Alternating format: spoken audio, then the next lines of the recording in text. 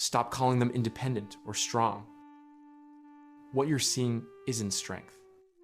She is a 8-year-old child that learned dependency equals death. She's 8, standing on a chair in a silent kitchen at midnight.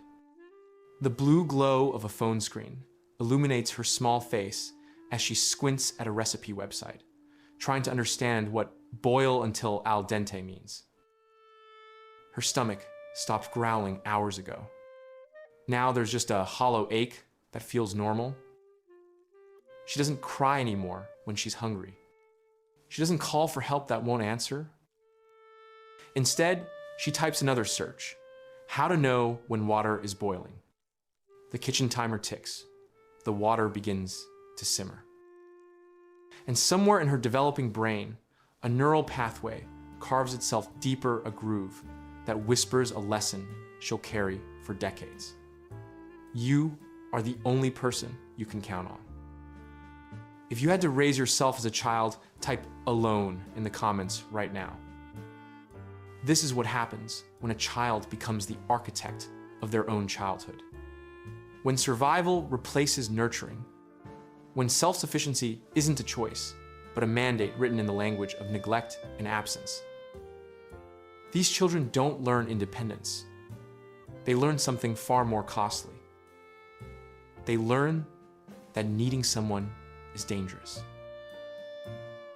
Maybe you're watching this because you recognize something in that little girl in the kitchen. Maybe you too built a fortress so strong that now you can't escape it. Maybe you're wondering, how do you finally let people in without losing the control that kept you safe? How do you learn to trust when your nervous system is convinced that dependency is death? Because this pattern doesn't just disappear when you become an adult. It follows you into every relationship, every moment someone tries to care for you, every time help is offered, and your body screams danger. In The Body Keeps the Score, Dr. Bessel van der Kolk explains how childhood survival adaptations become adult relationship obstacles. What the child's brain learned as survival, the adult's body experiences as prison. The same neural wiring that kept you alive then now keeps you isolated. Stop praising their self-sufficiency, because what you're seeing isn't strength. It's a nervous system that learned dependency equals danger. And this fortress of independence is actually a prison they can't escape. Subscribe if you want psychology that explains why you push people away when they get close. Watch them walk into a room full of people offering help. You'll see something peculiar happen. Their shoulders tense almost imperceptibly. Their smile becomes fixed, professional, distant. When someone says, "Let me get that for you," they're already declining before the sentence ends. "No, I've got it," they say with a kind of finality that closes doors. Watch closer. There's pride in that refusal, yes, but beneath it, something else entirely. A flicker of panic. A flash of something that looks almost like disgust. These are the adults who are architects of their own childhoods. And what you're witnessing isn't preference. It's programming. They take excessive pride in needing no one. They become uncomfortable, even agitated, when someone gives them a gift as though kindness itself is a form of debt they cannot bear to owe. They refuse help even when they're drowning, even when accepting assistance would be the rational choice. You might call this independence. You might even admire it. But look deeper and you'll see what it really is. Defensive self-sufficiency syndrome. This is not strength or resilience. It's a nervous system that learned in thousands of small moments throughout childhood that dependency equals danger and isolation equals safety. Their brain became a cataloging system, recording each instance when they reached out and found no one there. Each time they were hungry and had to figure out food alone. Each night they faced the dark without comfort. Each problem they solved because no adult was coming to help. The young brain, remarkable in its adaptability, drew a conclusion that made perfect sense given the data. People are unreliable. Survival requires complete self-sufficiency. Needing someone gives them the power to hurt you. And so, a survival equation crystallized in their neural architecture. Dependency equals danger. Isolation equals safety. Need nothing, risk nothing. But to understand how deep this programming goes, we need to see what these children were actually doing when no one was watching. Picture a 7-year-old Googling how to cook pasta at midnight because there's no food in the house and no adult coming home. That's not hypothetical. That's the invisible labor millions of children are performing right now. And the psychological cost doesn't show up until decades later. The labor was invisible because it happened behind closed doors, in moments no one witnessed, in the gap between what childhood should be and what these children actually experienced. Physical self-parenting meant a 10-year-old learning to make scrambled eggs because breakfast didn't appear on its own. It meant setting their own alarm clock, getting themselves dressed and out the door for school, while parents slept off hangovers or worked night shifts that never seemed to end. It meant a 12-year-old Googling symptoms when they felt sick, deciding whether they needed a doctor, sometimes even forging permission slips because getting a parent's signature felt impossible. It meant handling lunch money, budgeting for school supplies, figuring out how to wash clothes when nothing clean remained. These children became experts in practical survival. But at what cost? In Running on Empty, Dr. Jonas Webb describes this as childhood emotional neglect, not what happened to you, but what didn't happen. The meals that weren't prepared, the homework that wasn't checked, the nightmares that weren't soothed, the ordinary, daily acts of care that simply never came. Emotional self-parenting cut even deeper. Picture a child lying awake at 2 a.m., paralyzed by nightmares, talking themselves back to calm because crying out brings no comfort, or worse, brings anger. They learn to celebrate achievements alone, their report cards signed by their own hands, their small victories echoing in empty rooms. They made major decisions whether to try out for the team, which friends to trust, how to handle bullies without guidance, without the safety net of adult wisdom. When fear came, they became both the frightened child and the soothing parent, split into two roles that should never have belonged to one small person. They learned to say, "It's going to be okay" to themselves in the mirror, practicing the comfort no one else provided. Social self-parenting meant teaching themselves the unwritten rules of human interaction through observation and painful trial and error. They watched other families at restaurants, at parks, studying how people were supposed to treat each other. They learned boundaries by having theirs violated, then slowly, agonizingly figuring out where lines should be drawn. When bullying happened, they navigated it alone, developing strategies, making choices about when to fight back or stay silent, carrying the weight of social survival on shoulders far too small. The conclusion these children drew was devastatingly logical. Adults are unreliable or unavailable. Their survival depends on their own competence alone. Clinicians have a term for this: premature pseudo-maturity. Children who appear remarkably advanced, responsible beyond their years, but who are simultaneously missing critical developmental milestones. They look mature, they act capable, but underneath, essential aspects of childhood play, trust, dependence, the luxury of not knowing remain underdeveloped, stunted by necessity. The core trauma wasn't just the labor itself. It was that every mistake had consequences no child should navigate alone. A burned hand from a hot stove, going hungry because they miscalculated the grocery budget, missing school because they overslept and no one woke them, wearing dirty clothes because they didn't understand the washing machine. If you recognize yourself in this description, I want you to pause right now and acknowledge something. Every meal you made yourself, every fear you talked yourself through, every problem you solved alone that wasn't normal childhood responsibility, that was labor. Heavy, exhausting adult labor that a child performed because they had no choice. So before we continue, take a moment to honor that child. They didn't just survive. They parented themselves through situations most adults would struggle with. That deserves recognition.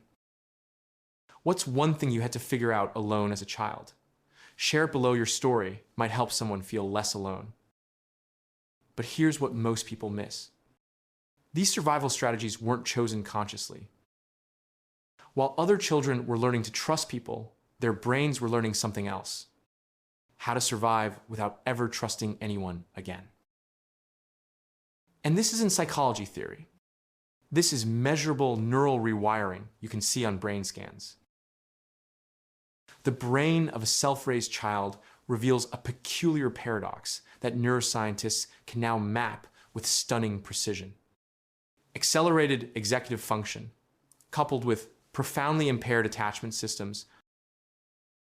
It's as if the brain made a calculated trade, sacrificing connection for competence, intimacy for independence. The prefrontal cortex, the brain's command center for decision-making, planning, and impulse control, activates prematurely in these children.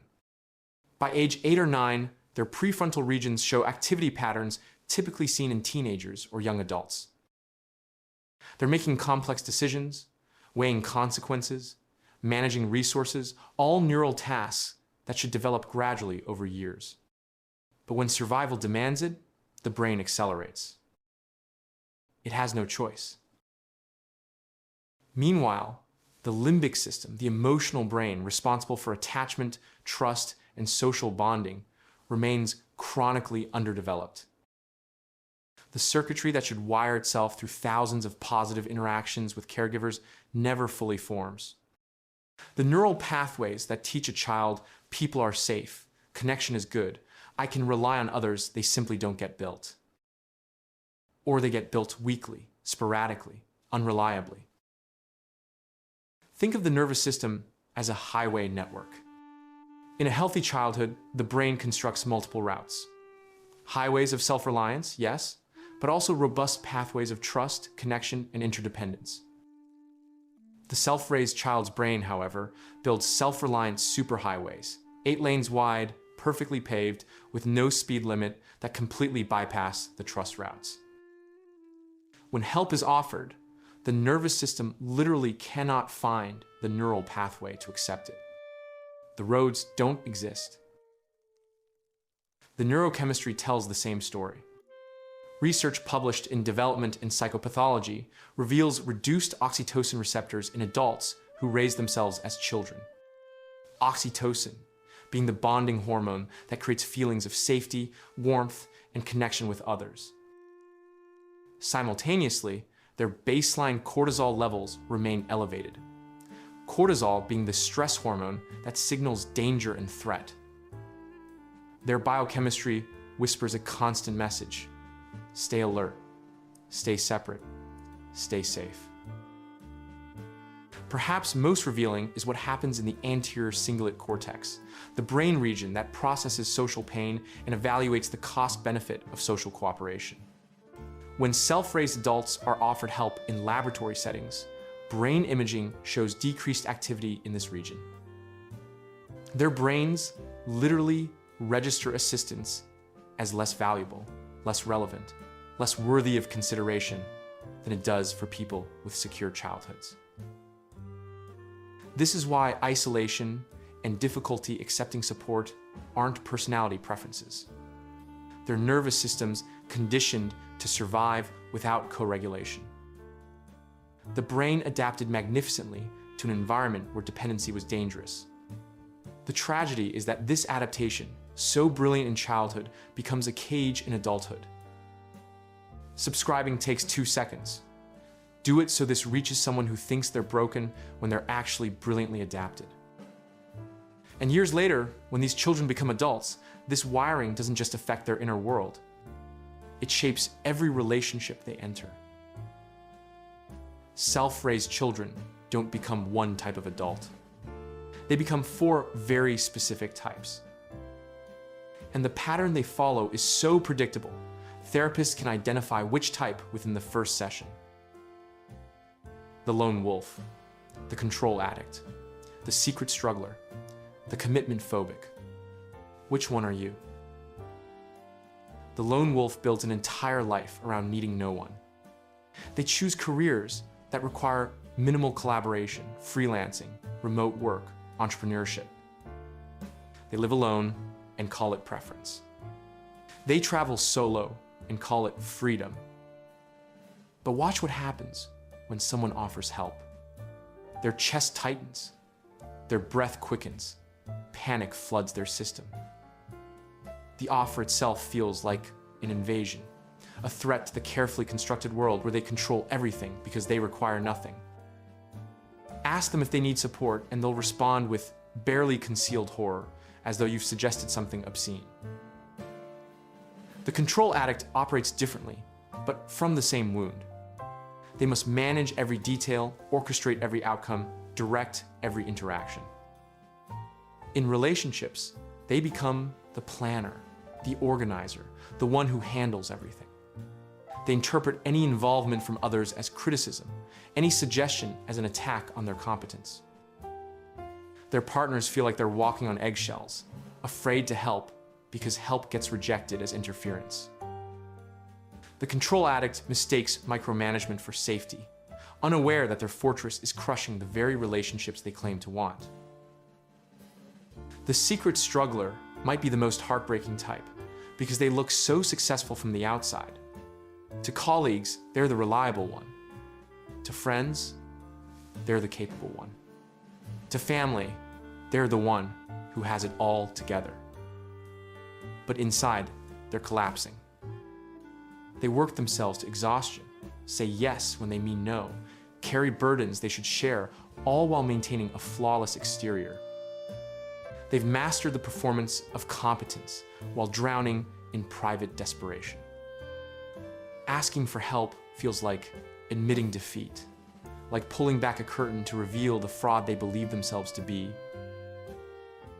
The commitment phobic keeps every relationship shallow enough to wade through, but never deep enough to drown in. They date, but don't commit.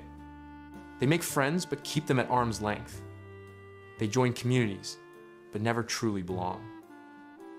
The moment someone gets close, the moment real intimacy threatens, the moment mutual dependence becomes possible, they flee. Not because they don't want connection, but because connection requires the very thing their nervous system coded as lethal, needing someone.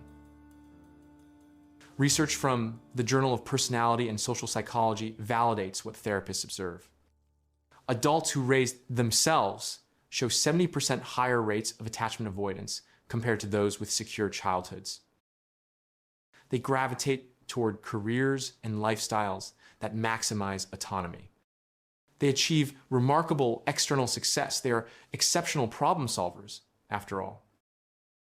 But they experience profound internal loneliness. The paradox is devastating. Competence without connection. Achievement without intimacy. Survival without truly living. But beneath these patterns is something even more painful. Something that happens when someone actually tries to care for them. Here's the mindfuck. The moment someone proves they're reliable, that's when they run. The second someone says, "I'm here for you," that's when the panic starts.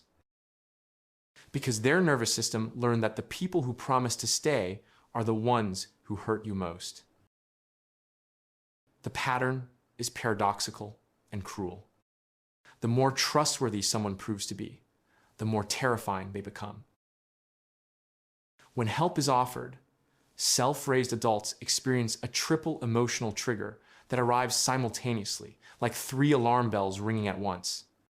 First comes shame, the searing feeling that needing assistance exposes them as incompetent, weak, the fraud they've always feared they were.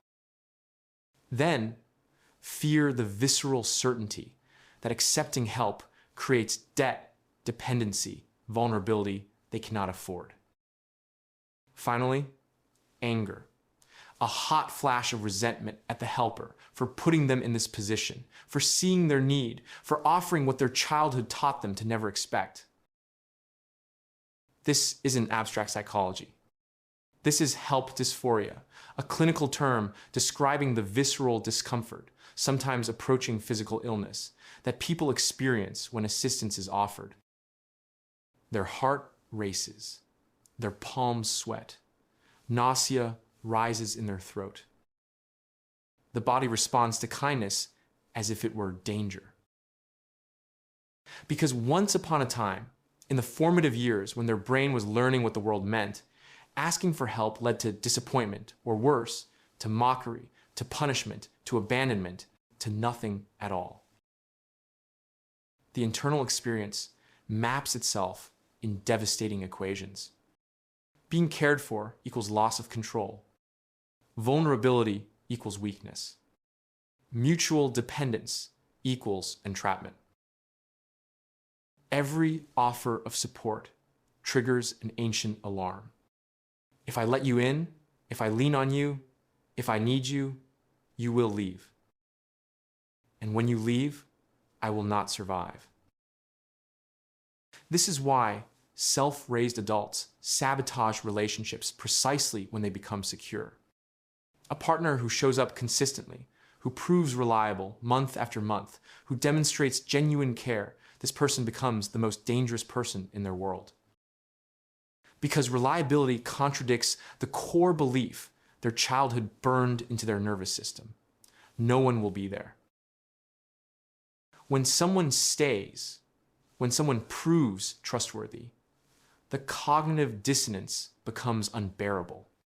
The self-raised adult must resolve the conflict between their lived experience, people always leave, and current reality, this person is staying. Instead of updating the belief, they often eliminate the dissonance by pushing the person away. They pick fights. They withdraw emotionally. They create distance. They manufacture reasons to leave first before they can be left. The internal mantra plays on repeat, often beneath conscious awareness. If I need you, you can hurt me. If I need nothing, I'm safe. So they choose safety over connection, control over intimacy, isolation over risk. Not because they don't want love, they want it desperately. But because the nervous system that kept them alive as a child now keeps them alone as an adult, unable to distinguish between past danger and present safety, still operating from programming written decades ago in survival code. Now here's where the story changes. That fortress you built, the one that kept you safe, but also kept you alone, it doesn't have to be permanent. Because the same brain that learned to survive alone can learn something new. How to let people in without losing yourself. And it starts with experiments so small, they'll feel almost ridiculous. The neuroscience of healing offers something the wounded child never had: hope grounded in biology. Because the same neuroplasticity that allowed your brain to adapt to neglect can allow it to adapt to connection. The pathways can be rewired. The fortress can develop doors. This process has a name in therapeutic circles: interdependence, relearning. The gradual, often uncomfortable practice of discovering that needing others doesn't erase your competence, that you can be both capable and connected, that asking for help doesn't make you weak, it makes you human. The brain that carved self-reliant superhighways in childhood can, with intentional practice, build new neural routes toward mutual dependence. Not overnight, not easily, but possible. measurably, scientifically possible.